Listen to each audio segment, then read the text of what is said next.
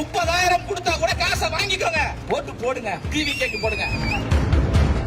இந்த பெண்களுக்கு 3,000 ரூபாய் கொடுக்குறாங்கல்ல, 3,000 எல்லாத்தையும் சேஃபா வச்சிருக்காங்க. எப்படா ஜனநாயக படம் ரிலீஸ் ஆகுமோ அப்ப குடும்பமாக படத்துக்கு போகணும்னு நிறைய பேர் என்கிட்ட கேட்டாங்க.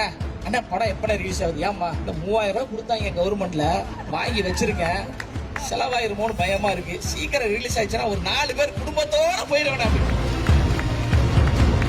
நான் இன்னைக்கு காலையில தான் வாங்கினேன் 3,000 ரூபாய்.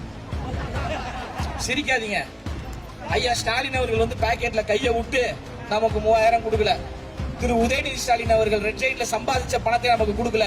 உங்களுடைய வரி பணம், என்னுடைய வரி பணத்தை தான் அவர் காசாக கொடுக்கிறார். 3,000 இல்ல 30,000 கொடுத்தா கூட காசை வாங்கிக்கோங்க, ஓட்டு போடுங்க. திமுகக்கு போடாதீங்க, டிவி கேக்கு போடுங்க. வாய்ப்பு இருந்தா தலைவா, நாளைக்கெல்லாம் வாய்ப்பு இருந்தா கட்சி துண்டோட போயிட்டு ரேஷன் கடையில கியூல நின்று வாங்குங்க தலைவா.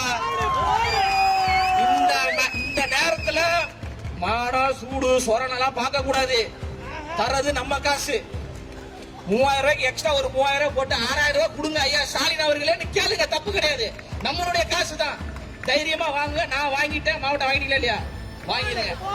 ஏன்னா நிறைய பேர் நம்ம பசங்க தீய சக்தி திமுக திமுக கொடுக்குற காசே வேணான்றாரு. அது திமுக கொடுக்கலடா, நம்மளுடைய காசை நமக்கே கொடுக்குறாங்க, வாங்கி கொள்ளலாம், தவறு கிடையாது.